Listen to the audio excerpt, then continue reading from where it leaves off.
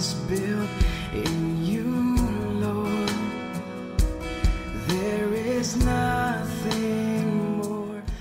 To reinforce the words that he's saying, he performed miracles. He healed the sick, he raised the dead, and he even forgave sins. And then he was tortured, nailed to the cross, and died. So, he suffered in agony until he died, and then he did not stay dead. Okay? And so, he rose from the dead. And first, a few people saw him, the risen Christ, and then an increasing number of people claimed that he has risen from the dead and wanted to meet him.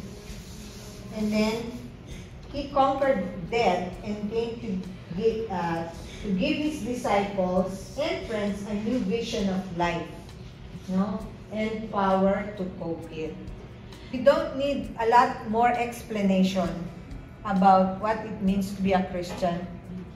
It is to have a loving personal relationship with Jesus Christ. And how do we do that? So first, we listen to His Word. And then, we receive Him in the Eucharist. So those are the two important things. And then we follow the precepts of the church. Each one of us, we might have different challenges, stories, but I hope with this talk and the whole other sessions will bring you to realize that God desires us to be with Him every moment of our life and every thing we do. Is yung sign of the cross, because we say in the name of the Father and of the Son and of the Holy Spirit. Amen. Ngayon sabi ng Madre, Carmelite nun siya, when we make the sign of the cross, we put our hands together because we put ourselves in the loving presence of our Lord. And then we say, in the name of the Father who created us, and of the Son who redeemed us, and of the Holy Spirit who continues to sanctify us. All glory and honor is yours, O Holy Triune God. The way I do my prayer, first is non-believers. Tapos the sick people, yan yung ganun niya, sick people, lahat na may sakit. Palagi kang huli. Don't mention yourself first. You're the last. Then the next one is the Archbishop, the Pope, the priests, the deacons, the CFC community, and the fourth one is the politician, sa Philippines, the leaders, lahat ng leaders, official, all the teachers, and the last one is yours. Ito. Ikaw lang yan. He called me and my husband by name to be a part of Couples for Christ. Sisters, are you do you really think that God has called you personally by name while you are here? Yes. Yes. Hindi yan coincidence or kasi hinulit ako ni sister, hindi ko nang mahindi yun no? So kaya sumama ako. God wants you here. God wants you to be a part of this community. God wants you to become His handmaid. Yan ang ating tatandaan.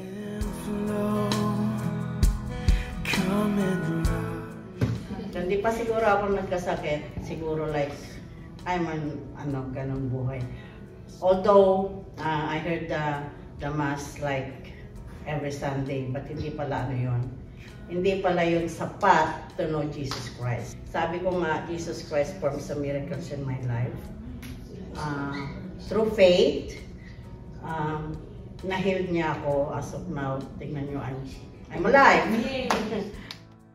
I started na parang ayoko nang pumunta sa community. I feel so kasi up to the point na, bakit ganun? Bakit hindi nangyari yung gusto ko? I've been like serving you. I believe during that time na, I'm doing talaga, I'm so devoted. Talagang I'm doing the service. Like, name the teachings, nandun talaga kami. Talagang, pag nakita mo kami ng Ninong ko, nandun pa kami sa una. Sige, saya, sige, ano. Kasi, napifeel ko yun eh. Mapifeel nyo yun. Pag talagang you're with God, talagang ang feeling mo, talagang you're so vibrant. Talagang you're so joyful. My relationship with God is far from ideal. But God is so good to me. He led me through Sister Terry to know the ministry of the Handmaid of the Lord. I joined in 2013. Through God's guidance, it enriched my spiritual growth. Thus, a closer and stronger relationship with God was established. In one of my devastating experiences, the worst ever experience, that of the sudden death of my son in the Philippines, the love and strength of sisterhood came into play. I was able to move on through prayers, support, encouragement of our sisters in the Handmaid of the Lord.